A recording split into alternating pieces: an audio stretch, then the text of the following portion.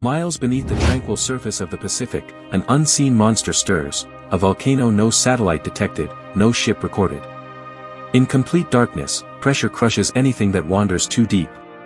Yet something moves there, ancient and immense, exhaling warmth where no life should survive. Scientists would later name it the Tongan Inferno. For centuries, mariners spoke of glowing seas at night, waves shimmering like liquid fire. At first dismissed as legend, new sonar readings revealed the impossible, vast heat plumes pulsing from the seafloor like the heartbeat of an unseen titan. The ocean was breathing, but it was not alive. It was preparing to erupt. In 2021, a tremor shook instruments across the globe, a jolt too deep to belong to any known fault line. Oceanographers rushed to trace the signal, triangulating it to a remote area between Tonga and Fiji. There, in utter blackness, a dome of molten rock was pushing the seabed upward. The clock toward catastrophe had begun. Satellites captured massive discolored plumes spreading across the ocean's surface, but the true scale remained hidden. Under 7,000 feet of water, silica and sulfur blended with superheated gases forming clouds so dense they bent sonar waves. The largest underwater volcano on Earth had awakened after 1,000 years of silence. Imagine heat so intense it vaporizes seawater into metallic mist. The pressure down there is over 1,000 times greater than at our surface, a crushing weight no machine can fully endure. Yet the eruption pushed through, tearing open 200 cubic miles of crust. The planet itself convulsed in the dark.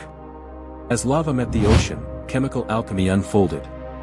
Water exploded into steam, building pockets of pressure that detonated like undersea bombs. Each blast hurled mineral-rich ash kilometers into the depths. It was the birth of new land, forged unseen beneath endless waves. Submersibles sent to investigate melted before reaching the vent. Cameras returned distorted, images smeared by heat distortion and static. What little data survived suggested temperatures exceeding 2,000 degrees Fahrenheit, bubbling pillars of molten rock climbing like serpents out of hell. Above, the ocean boiled. Fish and coral vaporized in an instant, the sea bleaching white with ash. Satellites captured anomalies, surface bubbles spanning miles, flickering with electromagnetic noise.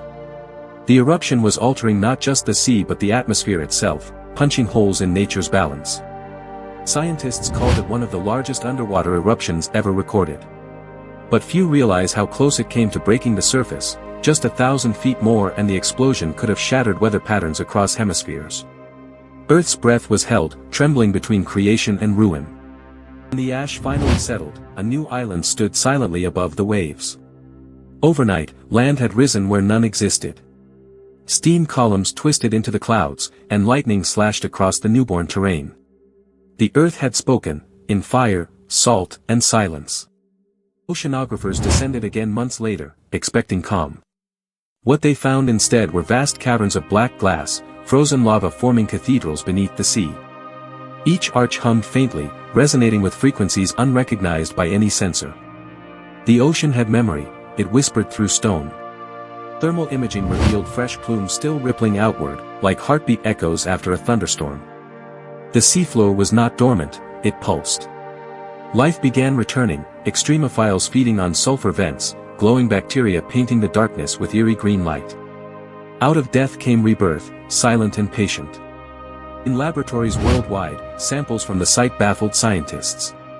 Crystals fused in impossible geometries, minerals that formed under pressures higher than Earth's core. The eruption had not just released heat, it had rewritten matter itself, a signature of processes we still do not understand. Speculation turned darker when probes detected magnetic distortions above the vent. Compasses spun erratically, metal instruments trembled on their own. Some researchers whispered of portals or ancient fissures to the Earth's mantle. Beneath logic, fear grew, a place that should not exist had opened once again. Historical archives told of similar events throughout human records, strange tides, reddish sky glows, oceanic roars heard across continents. Each coincided with underwater eruptions, but this one was magnitudes greater. Perhaps the planet operates on cycles of buried fire, waiting centuries before reminding us of its power. Ships still avoid that region. Fishermen claim their sonar pings vanish mid-ocean, replaced by low hums that vibrate through hulls. Some say the ocean there feels heavier, as if gravity forgets its role. Whatever stirs below refuses to rest, whispering through currents like a secret too ancient to contain. The eruption released more energy than some nuclear weapons combined, yet the world barely noticed. No cities burned, no news cycle survived beyond a week. Deep phenomena rarely get headlines, but what happened beneath the Pacific might one day surface again, with consequences beyond imagination. For geologists, the event redefined boundaries. Earth was not a stable sphere but a living furnace crusted in water, its veins pulsing with magma. To them, the ocean floor is not the planet's end but its beating heart, shrouded in darkness, always conspiring below. In the aftermath, seismic sensors continued to register faint tremors from the same coordinates. Every 38 days, a subtle quake rippled outward, a rhythm neither random nor fully understood. Some say the Earth now keeps time to its own ancient pulse, counting quietly down to the next awakening. Satellite researchers began to notice a strange pattern in the ocean's surface temperature, pockets of warmth spiraling like fingerprints. These spirals aligned perfectly with magnetic anomalies detected after the eruption. Something beneath was still releasing heat, controlled and deliberate. Divers exploring nearby trenches reported flickering lights, small orbs darting through darkness. Whether expelled gases or new bioluminescent species remains unknown. But their movement seemed intentional, as though the deep itself had grown eyes, observing those who dared to return. The eruption tore more than stone, it ripped open an acoustic curtain. Hydrophones recorded haunting subsonic wails echoing across the Pacific basin. The frequencies matched no known natural source. The sea was speaking again, its voice mournful, immense, ancient.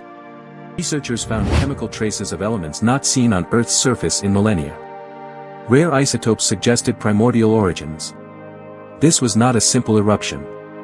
It was the planet reaching back into its own forgotten memory, exhaling ghosts of creation into the turning tides.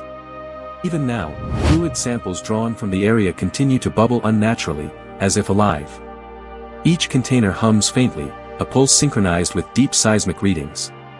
It is as though the eruption's energy never truly ended, merely moved from stone to sea, waiting for touch.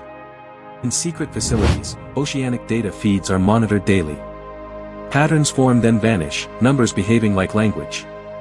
There are whispers that the eruption transmitted information, a geologic code encrypted within pressure waves. If true, the ocean floor is trying to communicate. Animations of the event show a dome of molten rock surging upward, then collapsing inward with violent grace. Artists struggle to capture its scale, entire mountain ranges swallowed by steam. Humanity has no eye deep enough to witness the full spectacle of its own planet's rage. What remains today appears serene. Calm blue waters hide the scars, the drowned structures of that cataclysm. But beneath, temperatures still whisper defiance. The Earth never truly stops breathing, it only pauses between heartbeats of fire. Scientists return annually, each expedition braver than the last. Instruments probe, drones map, yet every year the readings shift slightly downward, as though the ocean floor itself is sinking, inhaling. The silence grows heavier with every passing season. Local legends now tell of the sea glowing red at dusk, a dark omen of the abyss remembering its fury. Fishermen refuse to cast nets nearby, muttering that the water tastes of metal and lightning. They sense what science measures coldly, the deep is never done. Global climatologists link subtle atmospheric anomalies to the event, a thin veil of aerosols drifting across hemispheres. The air above our heads carries the signature of that eruption, each breath a quiet trace of Earth's temper tantrum hidden under 7,000 feet of seawater. Every discovery raises the same unsettling question: how many such giants sleep beneath us? There are hundreds of submarine volcanoes yet unmapped, their existence inferred only by distortions in gravity. The largest might already be stirring, unseen, unforgiving. Tongan Inferno was not the first, nor will it be the last. Each underwater eruption rewrites biology, chemistry, and climate. It is the planet's reset switch, erasing and recreating without witness. Humanity stands merely at the mercy of time and tide. When we look out over the infinite blue horizon, we see peace. But under that calm mask lies a restless core, molten and starving. Earth's beauty has always been its camouflage, hiding chaos behind serenity. And when it awakens, there is no warning, only aftermath. Tonight, somewhere in the abyssal plains, pressure builds again. Data monitors flicker, thermal maps pulse. The planet holds its breath as the deep world trembles, a prelude to another act of unseen creation. The sea remembers, and it always returns. In silence, the ocean restores its mask, calm once more for curious eyes above. But beneath, molten rivers rewrite the boundaries of existence. Our world is alive, and its heartbeat, measured in eruptions, pulses eternally beneath the waves.